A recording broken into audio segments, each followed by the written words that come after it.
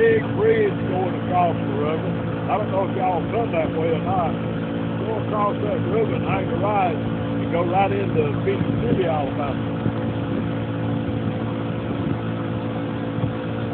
Then the railroad tracks on the other side, a long time ago, back in the 1830s, it used to be a real nice little city right there where Marina State Park is. It was really thriving. They had built a wooden covered bridge across the river down there. They was hauling cotton up down the river. At one time, this river right here was rival any river in the United States as far as barge traffic. Hard to believe now. See those big three buildings? Yeah. On top of that, railroad bridge on the other side of that bridge, white concrete bridge. That section where that little house is up on the top will actually go up and down to let barge traffic through.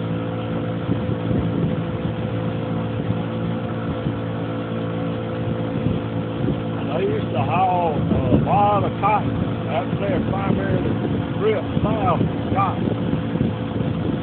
Strip north was like ore stuff for iron ore, steel, and stuff like that for manufacturing business up in Florence. And by the way, from here to right here at this point, Appalachian Coal Bay is probably right about 200 miles.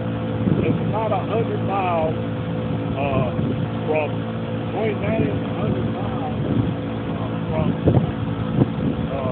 on the Appalachian Coal River. That's where this river meets the Flint River, and they rename it to the Appalachian Coal River.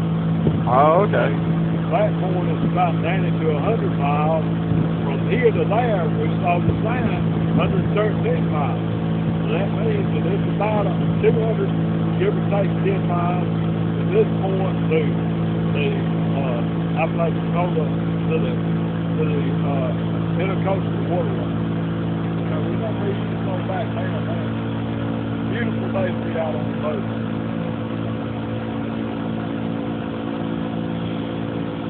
This is just a little Corps of Engineer boat landing over here. That's just south of Phoenix City, Alabama on 165.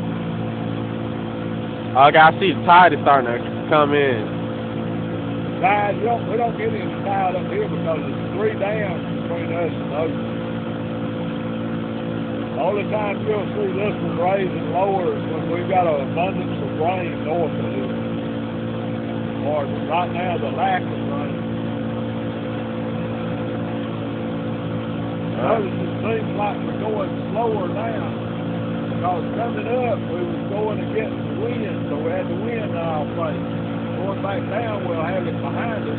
So it appears that we're actually going slower when we're actually doing the right thing.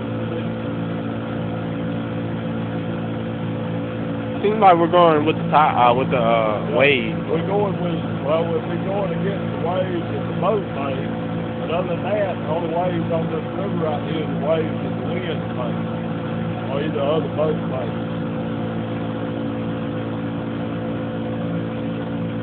I hope we get lucky and see some kind of animal. Well, we're going to try. If we don't see one on the bank before we get back, I'm going to carry y'all through the marina because, like I said, yesterday, the day before yesterday, it's about a 10-foot alligator at the marina. And then also, there's one about 6 foot that stays in the marina just about all the time. So if we don't see one out here, we'll make a trip. I know the marina, and I know it enough, and I don't mind carrying the boat back to back. You see all them big boats in it. That's called the deep water marina right there.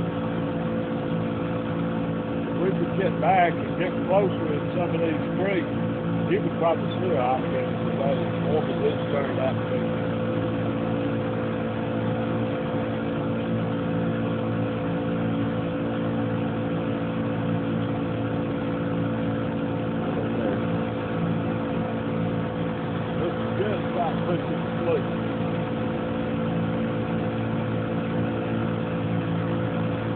That's a good.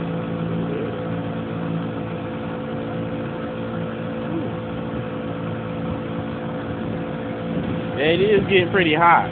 Yeah.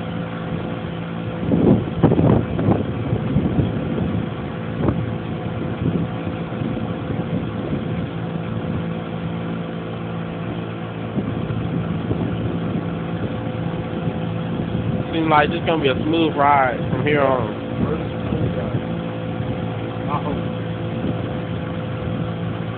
It's been rough out here this week. Big white caps and all the wind. I came down the river Thursday, my boat. Just like that. I'm not a question.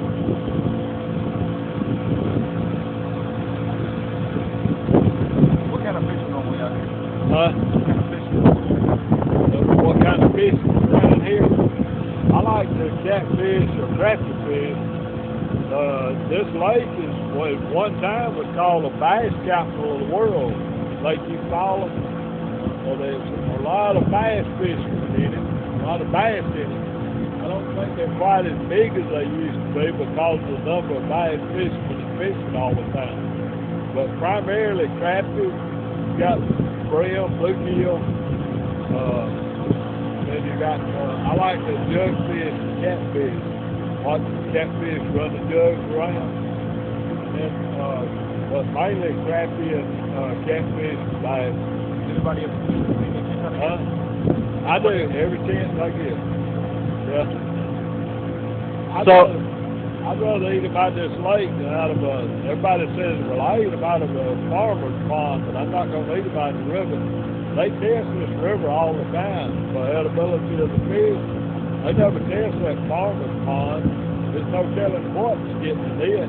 You got cows all the way around it. I imagine they dump in it every now and then. They swim in it. I know they'll walk around in it every now and then.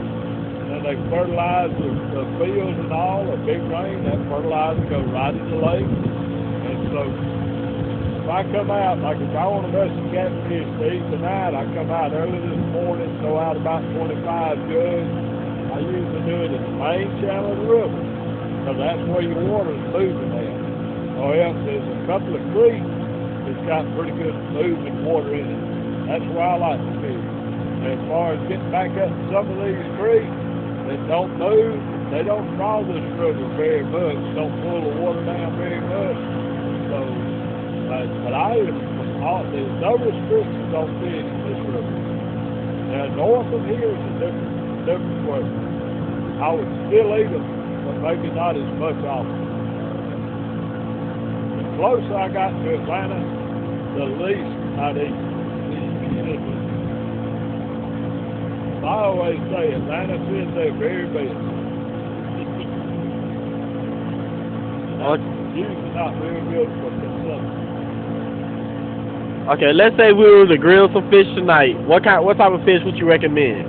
If I was grilling, if I could come out here and catch the fish that I want, a lot of times I have to grill what I catch, okay? But if I was coming out here, I would try any of them is good grilling. Baby duck. Just careful grilling. And if you got the right basket to put them in, or keep an eye on that duck. Alligator might get that duck. Yeah, very good possibility. I lost him. Yeah.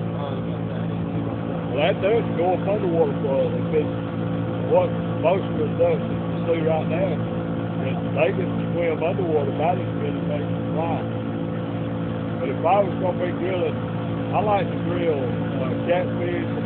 I like to grill catfish, but their meat is so soft and tender and delicious, by the way, that it flakes real easy. It breaks apart real good. They'll get you a long, narrow spatula. But what I like to do is get a cast iron grill and put it on either a charcoal or a gas grill. Put a little bit of butter on it, or put plenty of butter on it. Lay the fillets right down on it. Just put salt and pepper on the fillets, nothing else, salt and pepper. Put them on that griddle, and the gas grill, I close the top. It don't take a minute for me to cook. Then open it, and then take that long spatula, flip it over, and take a lemon, and just sprinkle it good with a lemon. That's good old eating. Yesterday we bought a big old ham.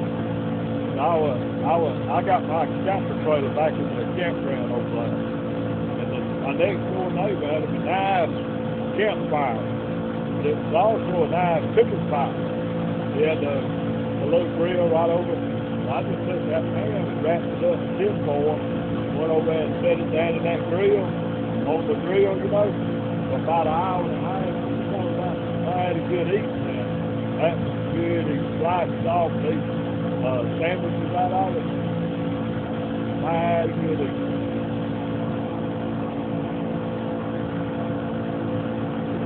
Well, it is getting kind of pretty hot out here. No, Perfect temperature for an afternoon nap.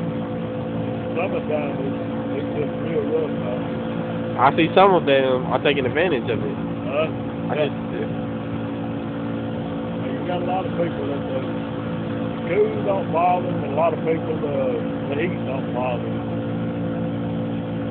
Right now, the tractor seems to be biting a little bit better. The main thing now is the wind is getting up so hard. It's just hard to keep your boat in one spot to get to it.